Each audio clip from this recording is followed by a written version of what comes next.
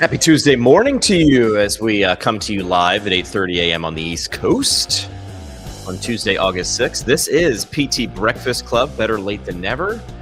I will be joined by my co-host Tony Maritato and Dave Kittle in just a moment, but do want to sort of tee you up. We're going to talk about complaints, bitches, gripes, moans. Everybody's got them, and they're usually full of something. We're going to keep this show PG-13. I don't know if you got kids in the car as you're driving to or from the clinic, so we'll keep it PG-13, but I need to let you know.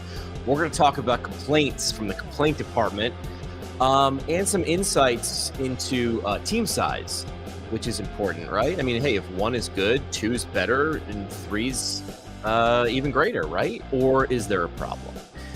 So that is what we'll discuss today. And without further ado, let's bring in my co-hosts. From what's round on the end and high in the middle, that's Ohio, Tony Maritato.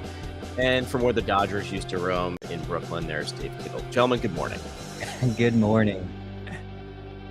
All right. Dave, can you hear us? No, he can't hear us.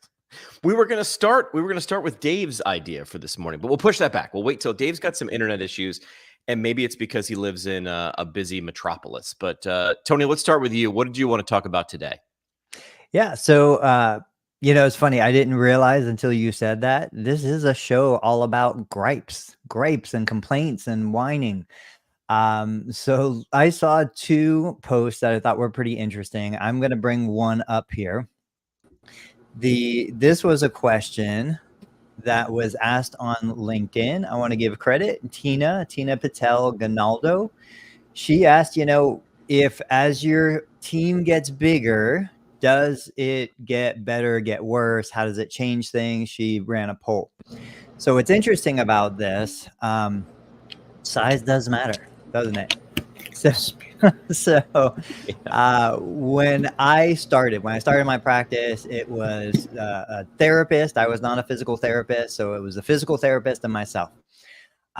She is now my wife. Long story short, 4 beautiful boys, but when we hired our first person that wasn't she or myself, it was a very different culture, very different team, a completely different world. As we grew, we opened a second location, a third location. We hired more PTs, OTs. We worked with SLPs. We had brought billing in-house. We did all of this stuff, hired a full-time dedicated marketer. As the organization grew, the person who was amazing, and she was phenomenal on a 3-person team, was miserable on a 30-person team. Wow. So does job satisfaction go down for some people? But I also think that there's a reality that some people like working on a big team. Some people like hiding in the corners. Some people like disappearing. The bigger the team gets, then you get all these little subcultures out there. So Dave's cracking up. I think you like my graphic. What's up, Dave? Are you with us this morning? Morning. I just got audio. We are good. A little tech difficulties, but I think I'm up and running. Here we go. Yeah. Awesome. So real quick, just to wrap it up, I do think that we forget as therapists, as private practice owners, starting a new business, the team that worked at 2 and 3 members is not ever going to be the same team that works at 30 and 40 members. And so what's been your experience, Jimmy? You've had different opportunities like that. Yeah, this made me think of a personality test that I took a couple of years ago. Have you guys ever heard of Strengths Finders? They're all rooted sort of the same thing, right? And the magic wasn't in the results that I got. Like, I know it's going to shock you, but I got like woo personality, communication, idea guy, whatever. And I was like, okay, cool, but how does this help me? The thing that it helped me with was when I looked at everybody else's on my team, their results. And what I found was, they like stuff that I don't. And because one of my personality traits was woo, winning others over, I try to make other people happy way too much to my own detriment. I wasn't giving other people tasks because I didn't like them. Like spreadsheet stuff is a good example. So I wasn't delegating spreadsheet stuff because in my mind, that was a punishment, needed to get done. But I wanted people to like me, so I didn't give it out. Meanwhile, that other person was like, I love spreadsheet stuff. How come he doesn't give me more spreadsheet stuff? So you sort of made me think of that, which is, hey, just because a person's great on a 3-person team does not mean they're going to be great on a 30-person team, because of the parts that they liked might be gone now. Maybe everything's too big. Maybe some of their roles were dispersed. Maybe you're like, hey, let's take some of the load off of this person's plate. But the stuff he took off of her plate was the stuff she liked, was the reason that she was there. I worked for Fox Rehab for a number of years, and the CEO, Tim Fox, had a really great line. And his line was, I know something's wrong when we expand from, they started in Pennsylvania, then New Jersey, then they started expanding out. He said, I'll know something's wrong when someone says, it doesn't feel the same anymore, because their whole model was scale, right? Like individual teams scattered across, but you had to have that central culture. So just because it worked in Pennsylvania and what was working there, how do you scale that? It's so simple. Look at all these unicorn companies that go, well, we've got 100 users. Let's just put a couple zeros behind this. But not everything scales. And the last thing I'll share about this is it could also be a communication, like this, one of the components is a communication issue. Have you ever seen this graphic before, Tony? Dave, you ever seen that one before? It just shows you the number of lines of communication when you add someone. And that's where when Tony started with, hey, with 3 people, it's simple, right? It's just Jimmy, Tony, and Dave. When you add a 4th person, the 3 lines of communication with 3 people becomes 6. And by the time you get to 10 people, it's 45 lines of communication. And to quote Hemingway, you didn't think I was going to quote Hemingway today. The greatest problem in communication is when we think it's occurred. So that's a communication example, but not everything scales. Bigger isn't necessarily better. Dave, what do you think? I had some microphone issues, so I missed the context of the whole intro. So I don't really understand what you guys are talking about. Let me give it to you in 30 seconds, right? So essentially, well, bring up that graphic again for Dave, which is, hey, does job satisfaction, so it wasn't team performance. She was asking, does job satisfaction decrease as team size increases? And it was a poll question, but Tony was bringing up like, hey, why would or wouldn't it in terms of size? Bigger's just better, right? The more the merrier. I mean, I think it's going to depend on maybe the organization, the leadership, also the mission. Is there a mission? Is there some North Star that they're shooting for? I'm sure that we talked about like the developers like at Facebook and Google that make, $400,000 a year or whatever. I mean, I'm sure they have pretty good job satisfaction, regardless of what product or what initiative that they're working on. And those are massive teams. Those are massive companies compared to a therapy practice that has 3 staff members versus 20 or 30 or 40. I think it probably depends on a whole host of things. So I could see how it would be less job satisfaction as a practice or as a company got larger. But at the same time, we've all been in big organizations, and I think we can vouch, or at least I can vouch and say I didn't have that much of a difference in job satisfaction in a smaller practice versus a larger. But again, I think everyone's going to have like their own anecdotal experience. Ironically, big organizations like Facebook and Google that you mentioned, they work in cells. They structure it because I'm sure it's for other reasons to focus on projects and get things completed, but they actually focus on things like that in terms of team size and understanding who's seeing who. Yeah. One of the things real quick, I always think about with larger organizations. So we know Elon Musk bought Twitter, comes in, fires 6,000 people. It's insane.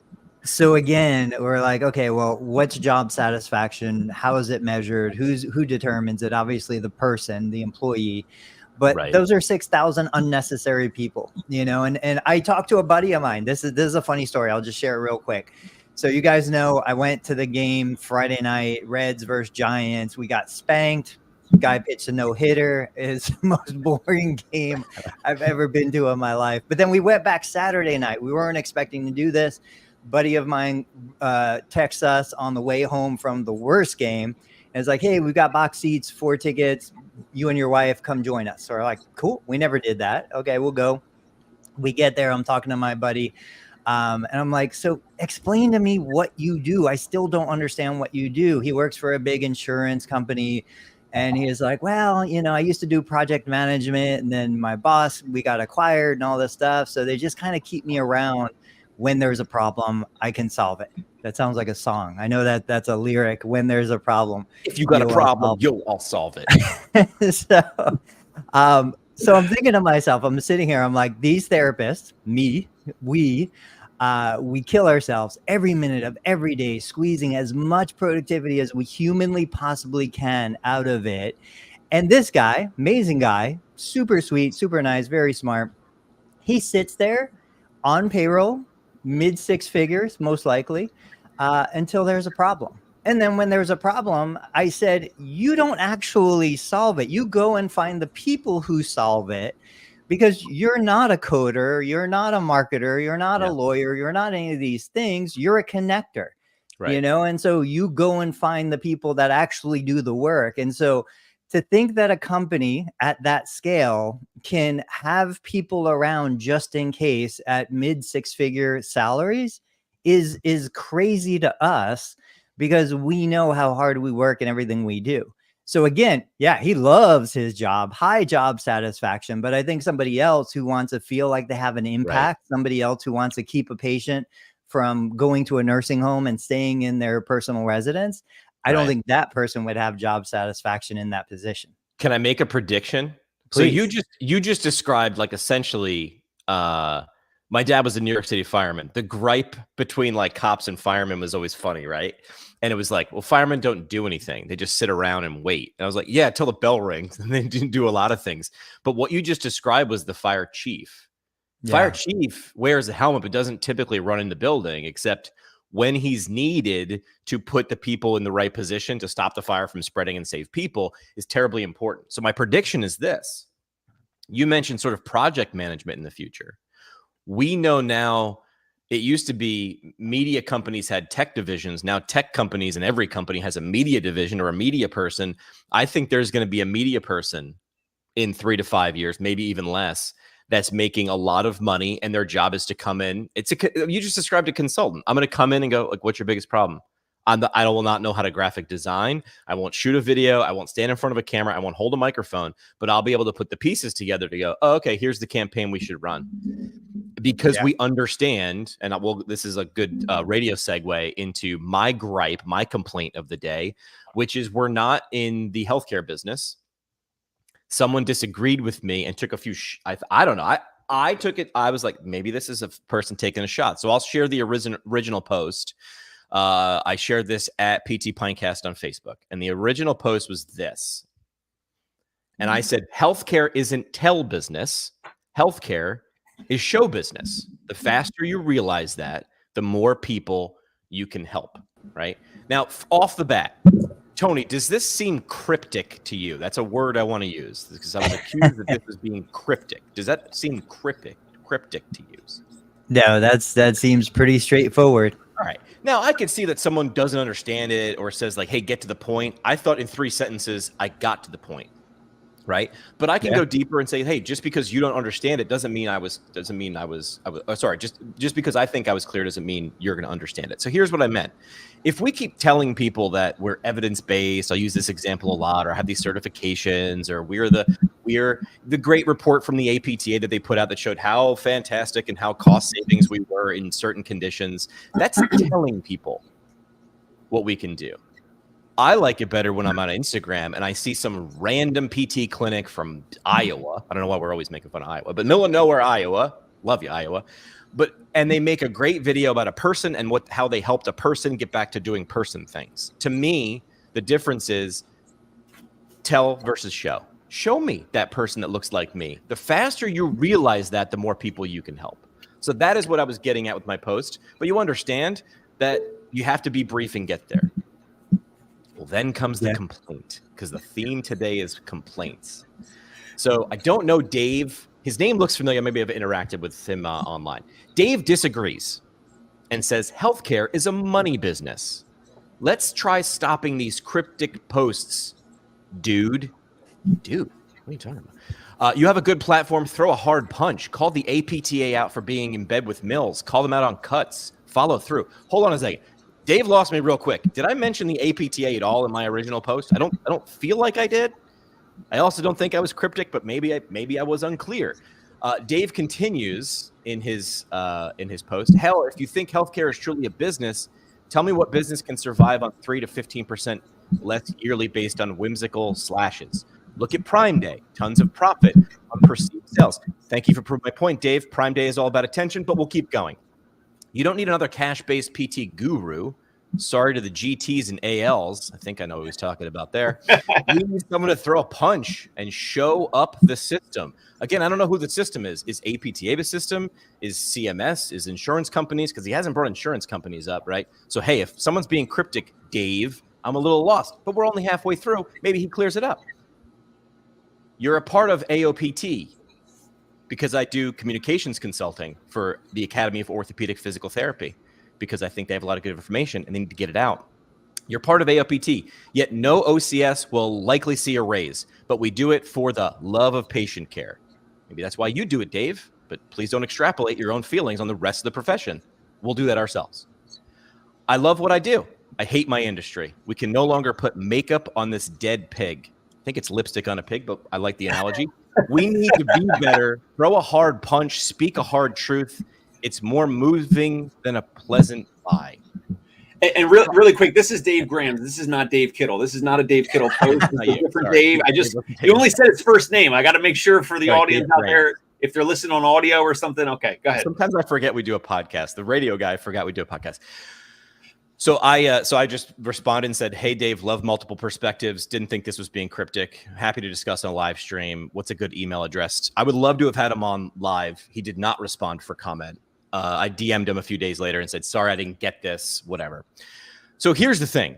Number one, I didn't think I was being cryptic. And if his first line is disagree, healthcare is a money business. I also agree. Two things can be true. You can't really make money unless you get someone's attention. Not today, you can't. Maybe 15, 20 years ago when it was just maybe referral based, or you could buy all the media in a market at a reasonable rate and own the market, right? Then you could buy attention. Now you can still buy attention. So I do think money's in play. But I think the beginning of the point of my very cryptic quote or post was you have to earn attention. And I love to bring up funnels and pyramids, but we love to talk about this know, like, trust. And that is based on attention, not money. Because if I keep paying you for you to know, like, and trust me, the minute I stop paying, the minute you stop knowing me, liking me, and trusting me. There are relationships like that. It's called the oldest profession. It's a transactional relationship. I will hang out with you as long as you are handing me money. So I do think healthcare is a money business, but what I'm getting at is you have to earn people's attention first. And then he went into some sideways rants about me needing to take a shot at the APTA. Do you think the APTA is up at 8:30 in the morning watching me or caring what we're doing on this live stream? Maybe they are. I mean, a nice place in my heart. I will wrap and then get your thoughts. My wrap is I am a member of APTA, and here is my decision tree for doing so. And I'll share this with everybody because I was talking about this online as well. If you agree with APTA, and by agree, you don't have to agree with everything. Just do you think they're good for the greater good? Are they worth $500 a year? If you think so, join APTA. If you don't join APTA. But both of those lead to immediately begin working on solving your own problems. This fork in the road diverges and then comes right back. And that's repeat. That's it. I don't hand APTA $500 and go, they've got it from here. I'll just sit back and wait for them to solve stuff. I'm glad they solve problems I don't know how to solve, agree that needs solving, and I'm glad someone else is doing it. Just like the person that fixes my air conditioning unit. No one needs to get done. I don't really know how he does it. Would hope it comes through. But I do check in, and every year when I go to re-up for $500, I sort of look and decide every single year if that decision tree is part of it. I think Dave Kittle come into the conversation. You kind of, do that. You went concierge, cash base, you built your business, you're not dependent on reimbursement, you're not dependent on any of the factors that so many people tend to complain about. Now, I totally empathize with Dave Grams. I relate to what he's saying. I understand it. I think he's frustrated. I think he had that comment loaded and ready to go and was just looking for a place to share it. Yep. So I get it. But at the same time, I want to hear from Dave Kittle. You went left when everybody else is trying to go right. So yeah, I'll put some more behind that in a second. I agree with you, Tony. I was in my mind, I was ready to say the exact same thing, which is Dave Grams had this preconceived thing about the OCS, the APTA, the profession, all the like, and even the shot at the cash PT gurus, whatever. Like he had all of this ready to roll. He's been thinking about this stuff for, I don't know, years or whatever. And your random post about healthcare is, show business, like was not even a call to action for him to post his beliefs and his emotions and all that. But he just, Tony, he just needed a place. He just wanted to get that out there. And it's like, I don't really see the connection completely. Like his comment is like a separate post to itself. One seems a little cryptic. I wanted to say, who hurt you? Yes, exactly. Let's get you on the show. Who hurt you? And you being annoyed at doing these things and not getting the result that you thought is completely valid. Except those promises weren't made, right? We were taught when we take the NPTE, make sure you answer the question being asked. Like, make sure you understand the promises being made, right? And just because someone told you this somewhere, oh, become an OCS, you'll make more money. Did those organizations who, I don't like the OCS, like that's not even APTA, that's ABPTRFE or AB. I don't know. There's a lot of acronyms or acronyms in PT, but yeah, who hurt you, Dave? Like, let's get you on the show. Let's get to the bottom of this. Yes, but then Tony was saying that, I went a different direction with my practice versus what was available. So, this is another thing. Like there's a lot of Facebook groups, including there's a New York State PT group. Jimmy's probably in it, I don't know, but in New York, like some of these insurance payers are paying like an embarrassingly low rate, like $50 a visit or 60 or even 70 or whatever. And I guess if you have a volume-based clinic and you have an outpatient clinic, maybe you can make it work. You got to be really good, though. You got to be good operationally and also legally and compliantly with coding. But you got to be really good operationally to have some model, kind of like a Tony Maritato model that like makes sense, and you have a flow and the ability to actually make it profitable. I looked at those reimbursement rates and hearing all that, I'm like, why? Like starting my practice back in, I don't know, like 2017 or something. Like, I'm not going to go and try to even get into these insurance in-network contracts. A lot of the panels are probably closed anyway, but it's like, why would I even go and try to do that? It just, I don't know if Tony, if you want to like ask follow questions, then we can dissect it. But like, I just looked at like, I was doing some part-time, around Vinicial, and Vinicial was kind of phasing out. And I was doing some part-time work at 2 different outpatient offices, and one like mobile concierge type practice. And so I saw the differences. I got to see the really interesting people that I was meeting in their homes, or like the people that were using the mobile practice. I thought that was really interesting because I thought that I was potentially meeting people that I'm building networks, building relationships, building connections in the future, people who I want to kind of potentially become. These are my patients or clients. That seemed more interesting to me. And then also I could learn in between the visits. I could put in an audio book or a podcast, and I could learn and I could get more perspectives in between visits. So that's kind of why I went that whole path. It sounds like I'm channeling Chris Voss here. Label. Sounds like you understood you looked at the landscape, you assessed it, understood what you liked and didn't like, and you chose your path accordingly. I did. And I also did not go on Facebook or LinkedIn and have a screaming match at the ether to say, the APT is against me. They have not done anything for my student loans, which obviously I paid off, many years ago. I don't complain about the profession. I think we have an awesome profession. Like, we help people. There's no side effects. We're not selling, the pharmaceuticals that have side effects or anything that can result in someone going into the hospital. I mean, we have an awesome profession.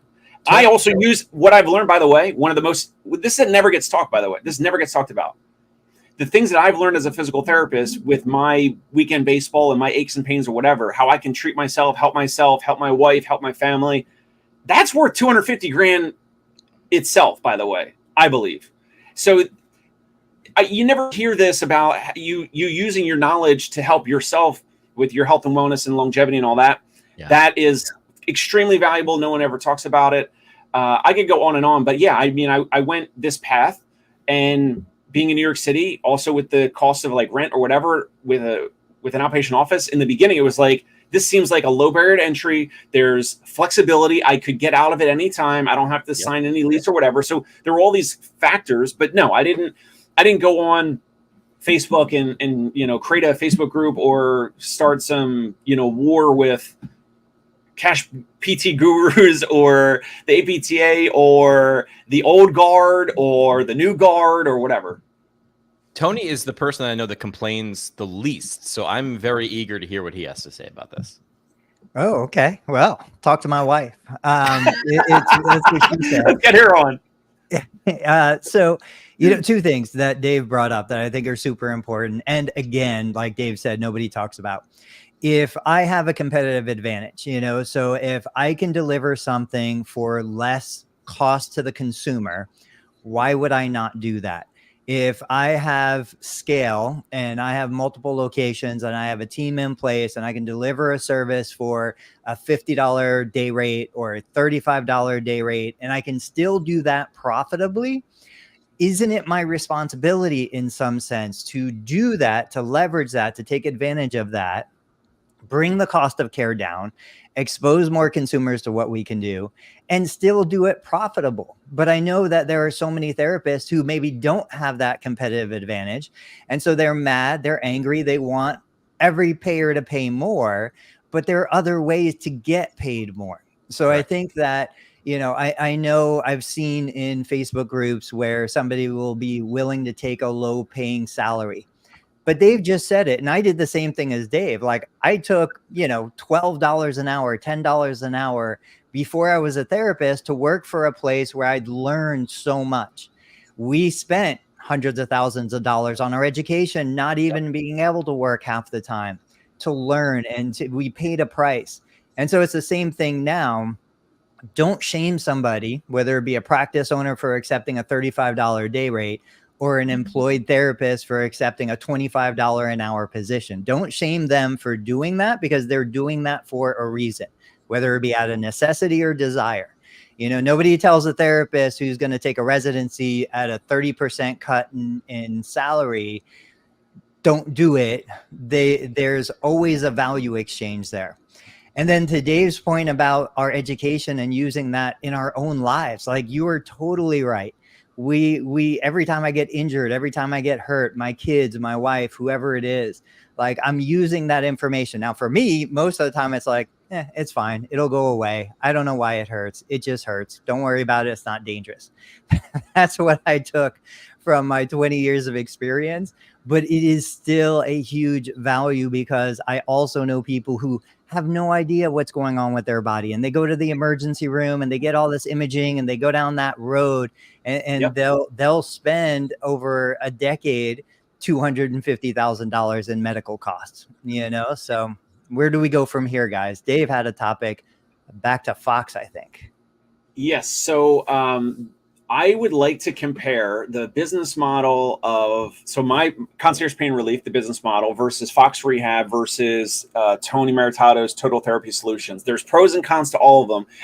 I believe that Fox Rehab, even though, like, I guess they're kind of my competitor, but not really, I think that they have the greatest therapy business model of all time. And I will get into it really quickly right now. Here's some things that I've come across over the past maybe year or two with certain therapists that I've hired. One is like, so half of our clientele is geriatric, neuro, gait, balance, but the other half of the clientele are busy professionals. They could be 40, 50, 60 years old. They're lawyers, accountants. They work in finance. They're very stressed. They're very successful. They're busy. They want someone to come to them because they don't want to go to an outpatient office. I didn't realize this at first. It took me probably too many years to realize this. But the orthopedic, busy professional side of the practice, COVID was a little bit easier to schedule visits because they were home, right? They were doing Zoom calls from home. So it was easier to schedule. But before COVID, and now let's say last year, 2023, and now 2024, some of my therapists will sometimes have difficulty scheduling and booking these clients for home visits because those client visits have to be scheduled around business travel now, which is restored, Zoom calls, meetings, in-person meetings, Zoom calls that are mandatory, whatever, like very, very important things that have to get done. The reason why I'm mentioning this is because Fox Rehab is, for the most part, Medicare Part B. And I've known a lot of clients, or I'm sorry, I've known a lot of therapists that have worked there. Jimmy can maybe shine some light on it. But basically, I'll say that the therapists that work for Fox Rehab, they have a census of a bunch of patients that live in a certain zip code. That's one area that's different for us, because we have, we're marketing to this big area of New York City, but we don't have a ton of patients like in one zip code. Fox Rehab has so much saturation, which I know took years, and kudos to them because they have mastered the marketing and the networking and building the brand and all that. They'll have a therapist that kind of covers like 1 or 2 zip codes at a time. For us right now at our size, Fox is massive. It's so much easier for them to do that. But also the clientele that are Medicare Part B are obviously 65 or 75 plus. They're usually at home. They have a very flexible schedule. They don't have the Zoom calls, the work travel, anything like that. And I'll jokingly say that like some of these patients will kind of say like, yeah, like come whenever, or the therapist is like, oh, I'll stop in sometime tomorrow. My therapist and my clients can't do that because half of our clientele are the busy professionals. So Fox Rehab has this, and then also cost, right? Insurance basically costs nothing out of pocket versus for my clients, we're saying, hey, we don't take Medicare. So it's going to be $250, $350 per visit. You want a weekend visit, it's going to be $400 or $500. So the consumer, the healthcare consumer, the client, for us has to make a decision to pay a premium rate, take out their credit cards, sign the paperwork, all that. There's a lot more involved to get a client onboarded with us. And with Tony Maritato, or any other outpatient office, it's kind of in the middle, but then they have to actually go and drive there, right? So Fox makes it very convenient. Let's do this. Let's make sure, because we probably should have done this first. Let me blow through the Fox Rehab model because I worked there really quickly. Because from whatever I missed, yeah, go ahead. So it's Medicare Part B, which really is outpatient PT in your home. That's where some people get confused. And the first thing I had to learn when I started at Fox, which is this is not home care. This is not home health, which is a different thing. That would be Medicare Part A, right? You guys are the experts, right? Yeah. Yep. So the model started, so this is where you get a little history, is Tim Fox was working at a clinic and he would get a referral and then that person would never show up. And he'd follow up and be like, where's Mrs. Johnson? And it's like, well, Mrs. Johnson getting to the clinic is too hard for her. She can't get to the thing. She's thirsty. She can't get to the oasis. She ain't going to make it. So he did a thing where this goes back to full circle with my conversation with Dave Grams. He understood what business he was in. So he went to the doctors and said, give me your hardest patients, the patients that are never going to make it, right? They're never going to make it to the clinic. And then he told me anyway, I don't know how accurate the story is. Sometimes it gets a little fairy tale-ish, but he said, I went to the library or went to wherever the Medicare CMS books and looked up, can I provide outpatient physical therapy? Does it matter where I am? Do I need to have a clinic? Do I need to be underneath a roof that's certified? And from what he could find, the answer was no. So he did outpatient physical therapy in their home. And all those things now become full circle to what Dave was talking about. I know from helping to take care of my dad for the last 8 months, I'm juggling my schedule and his 35 things, and he doesn't want to get up before 11 and his other doctor's appointments. They understood what business they were in. They weren't in the physical therapy business. They were in the meeting you where you are business. They were in the simplicity business. They were in the over-serving you business. They understood their biggest gripes. And as they say in 8 Mile, right, the last rap battle, he took all the bullets out of the other person's gun.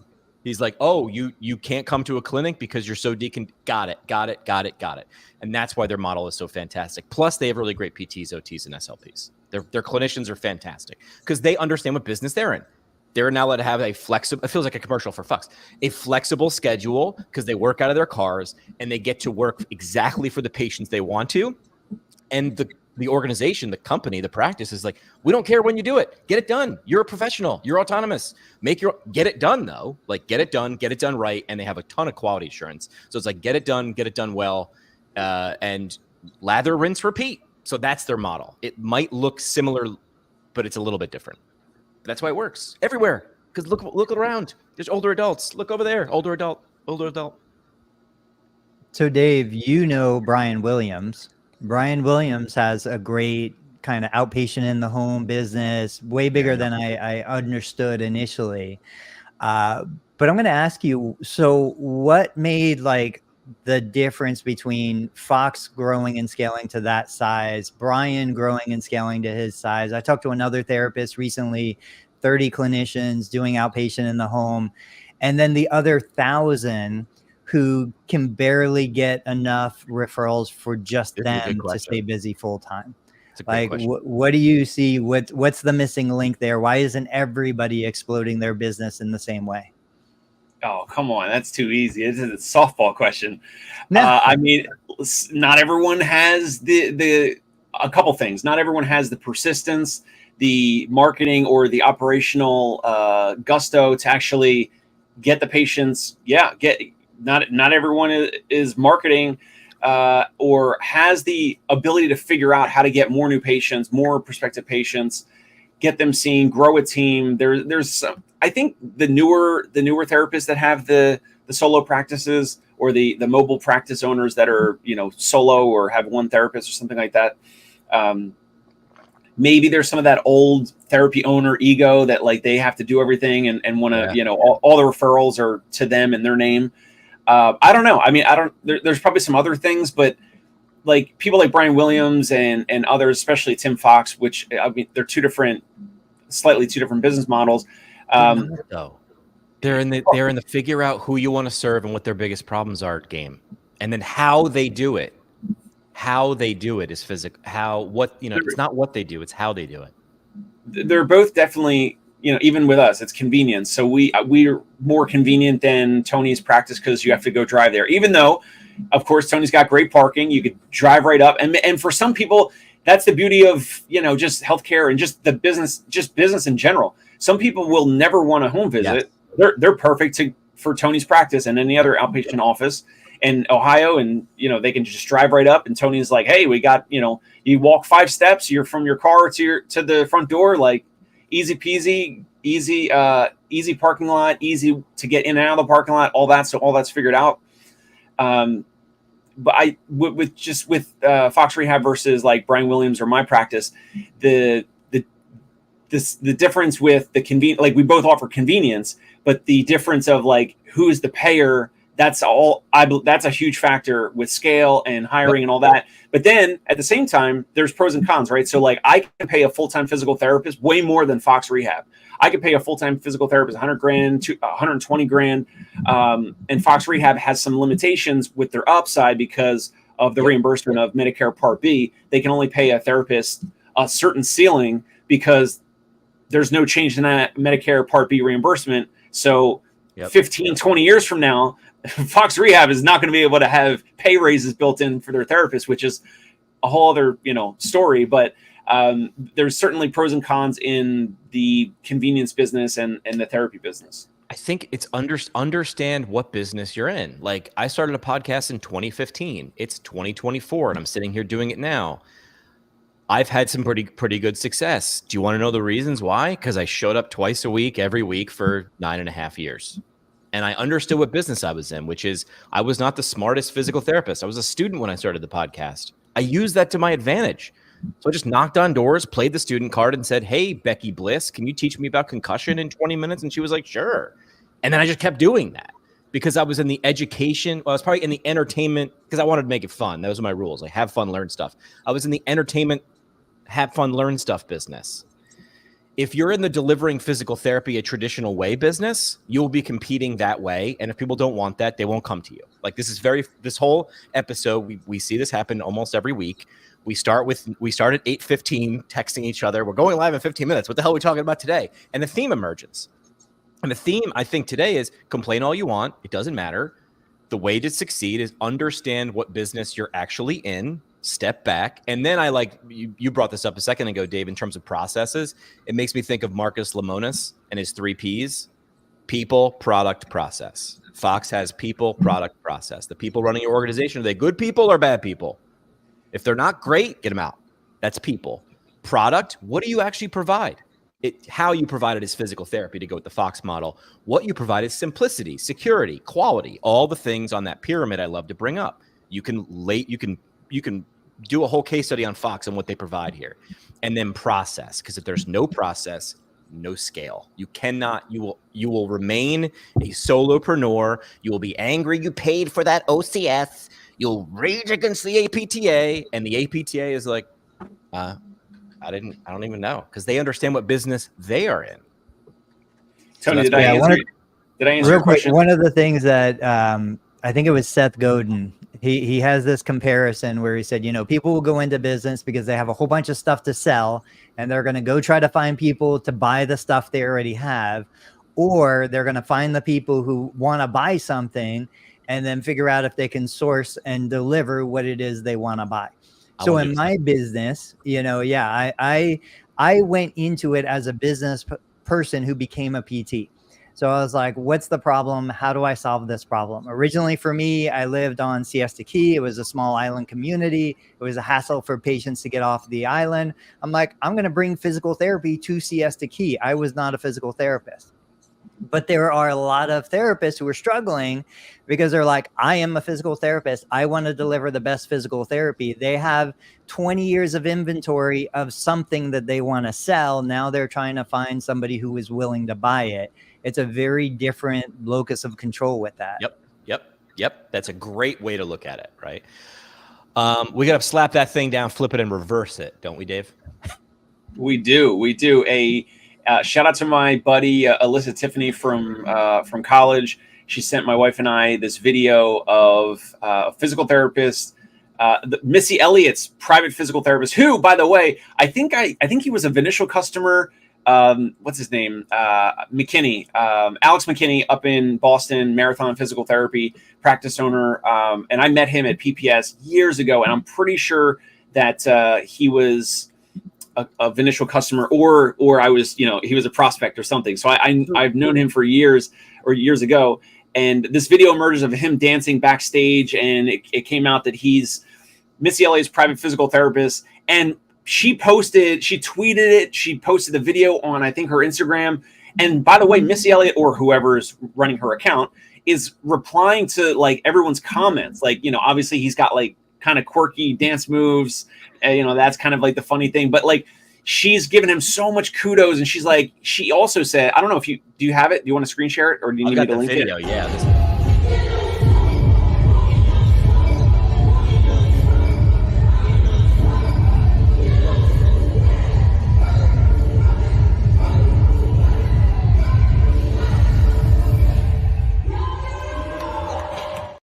Dude is living his best life, dude.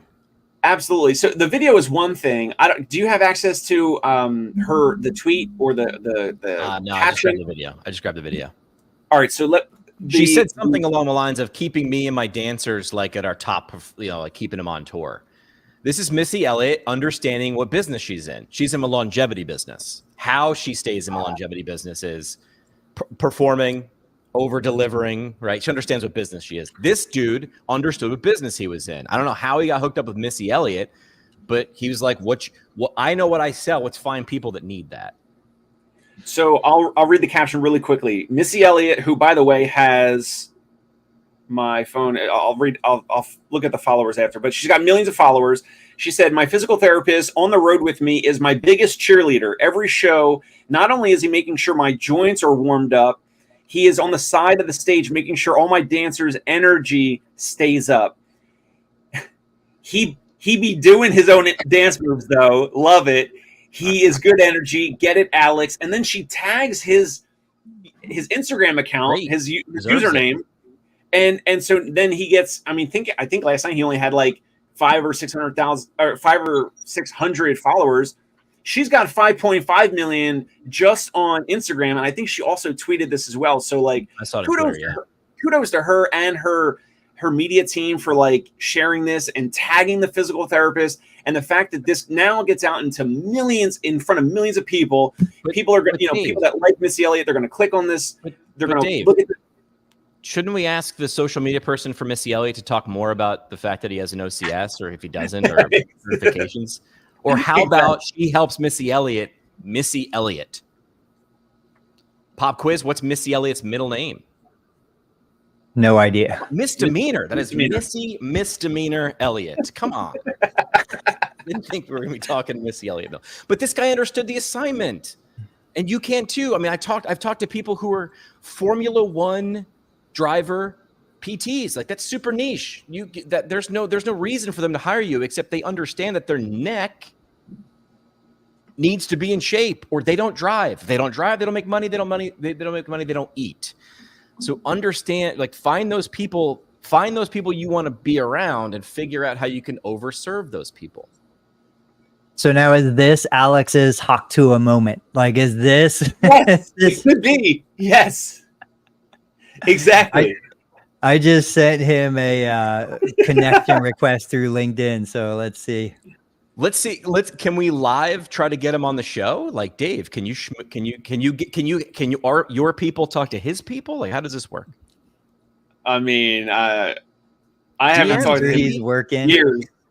Do you know how I got the job working for K-Rock, where Howard Stern was? I just kept sending demo tapes.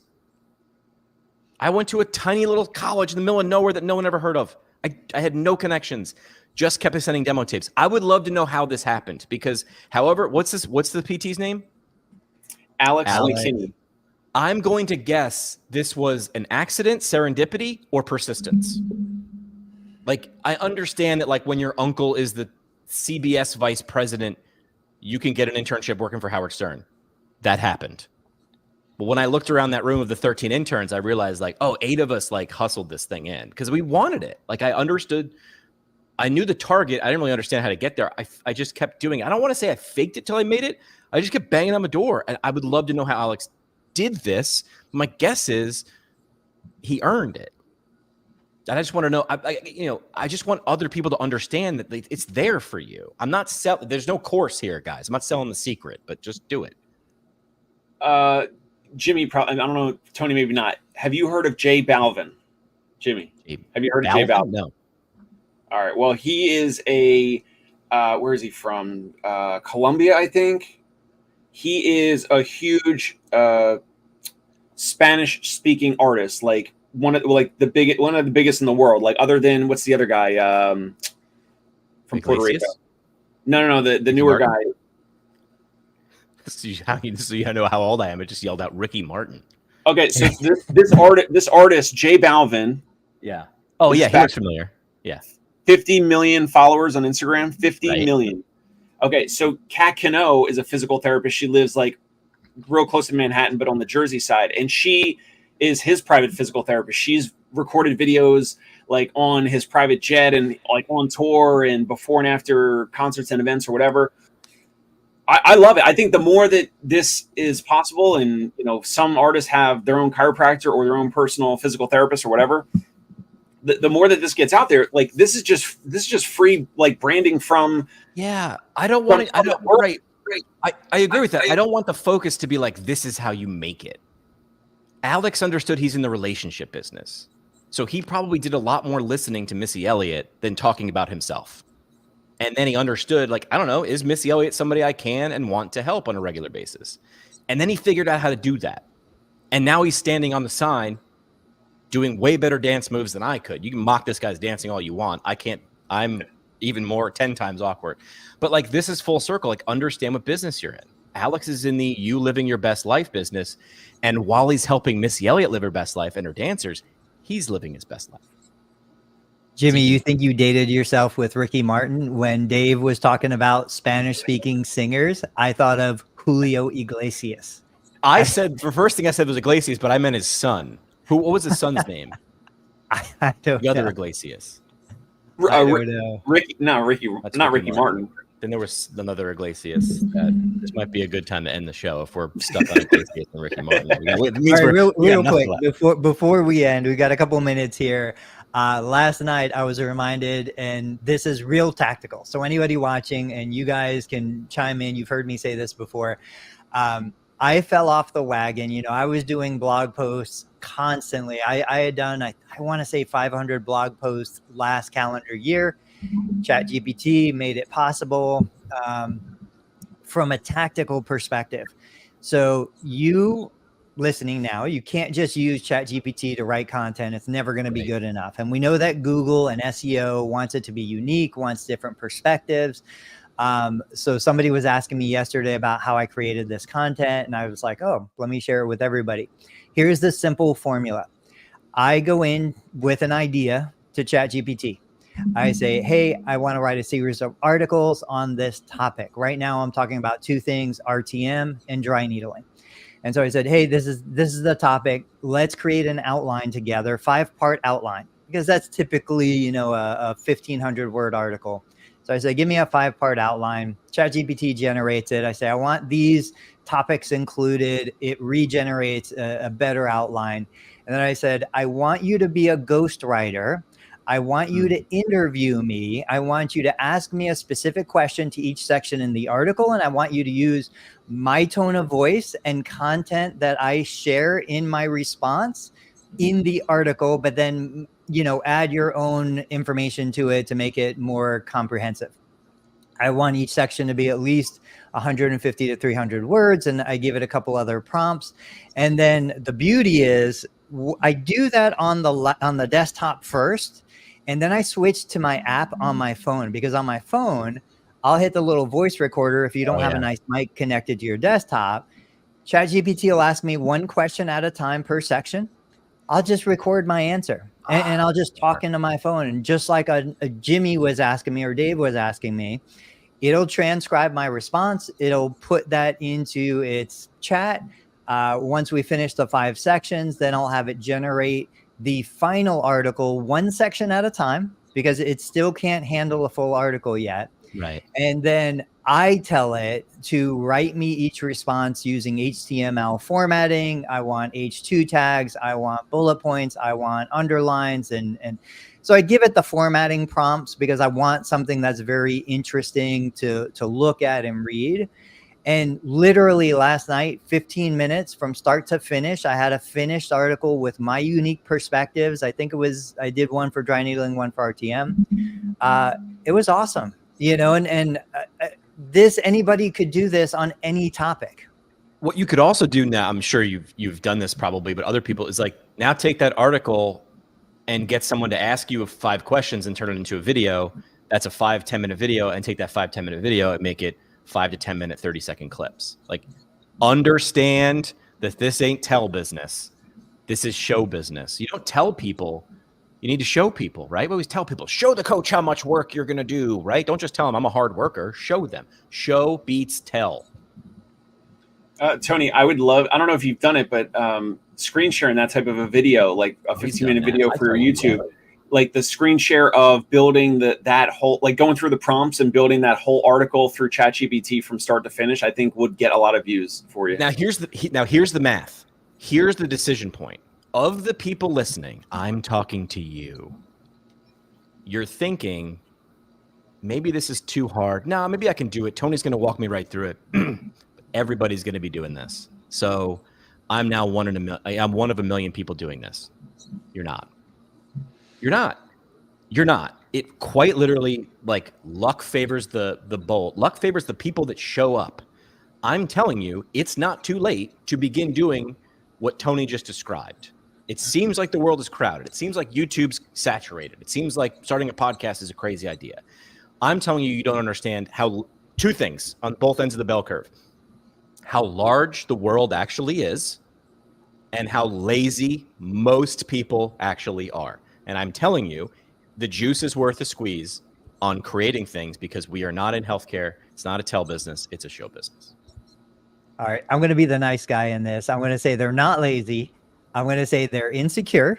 Yes. And they're busy working. We're stuck on that hamster wheel. I talk to so many therapists, PTs, OTs, SLPs. Every minute of every day is being squeezed so tight to make a living that they don't have the creative time. The 3 of us can sit here for an hour and just talk about stuff because we kind of stepped out of the matrix. We stepped out of that world. We were able to do this. Not everybody necessarily has that ability right this minute. One other thing that I want to throw out there, I don't know if anyone's using it. I don't think any of the 3 of us are, but I'm going to trial it. It's a company called HeyGen, HeyGen. It's a video AI tool. Basically, it'll create avatars for you, or it will record you and turn you into a video avatar, so that, like Jimmy was kind of saying, I could take that article now, tell GPT to distill it down into a 2 or 3 minute video script. I can put that video script into a program like HeyGen, and then it will use video of me creating a video that can go on YouTube. Now, I just saw an ad on my Facebook feed, obviously AI generated video of a girl, right? Like, there's no doubt the lips and everything was kind of wonky. But I go back to, we need to start understanding how these tools work now, even though they're not ready for prime time, because they will be. They're gonna come. They're gonna get better exponentially faster. So if we can start playing with this, if I don't have the time to create original video, which for me is just faster to turn on the camera, I can upload a script. I can let the AI do it for me, and then I can put it out to the community. And it's my actual words. It's my content. It's my information. I'm just letting the video creator, generator create the video. It's wild. This stuff, it's simple, not easy. Like, I'm just telling you, like, if you were asking me, is the juice worth the squeeze on paying attention, learning these skills? My answer would be yes. All right, parting shots, guys. What do you got? Dave, what do you got? I'm going to use Scott's comment here. He commented live, Scott, at Health Mention. Everyone wants to grow, but nobody wants to change.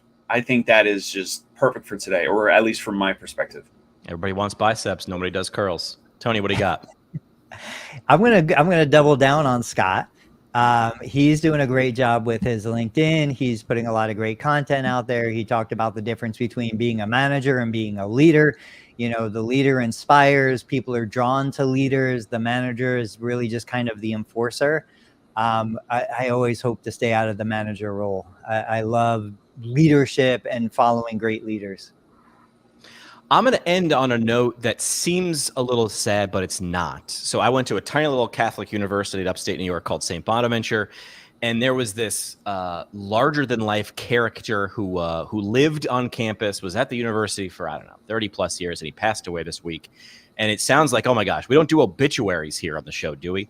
His name was Father Dan, and he would live in the dorms like 2 or 3 nights a week with an open door. So when you're maybe coming back from the bar, there's his door, and he was sipping a drink himself, and he would have conversations. He knew where his audience was, and he knew when we were most susceptible to having a conversation. It wasn't at noon. It was at 2:15 in the morning. And he would have these, perfect example of a great interviewer is you'd come in and he would have an open-ended question, and then wherever you wanted to go, Father Dan, I don't know if God exists. He would take the con side. He'd let you play pro, but he understood that the goal was the conversation. So Father Dan, an institution where I went to school, hopefully they name a building or several buildings after Father Dan. They will. But understand, Father Dan understood what game he was in. He was not in the finger wagging. You weren't at church yesterday. You got to get there. He met people quite literally where they were at 2 a.m. in the dorms and had those conversations. Be more like that. Not a religious thing, not a become a brother or a friar, but can you be that Father Dan type person in someone's life? I think we have a great opportunity. And to the people that do that, now get to stand on the side stage and do whatever dance they want at the Missy Misdemeanor Elliott concert. Do whatever you want. Gentlemen, we'll see you back on Thursday. At PT Pinecast is where you can find me, Dave Kittle, Concierge Pain Relief, Tony Maritato. You've got your Learn Medicare billing. We've got all these things. We should put them in a signature somewhere and just make sure people can find us.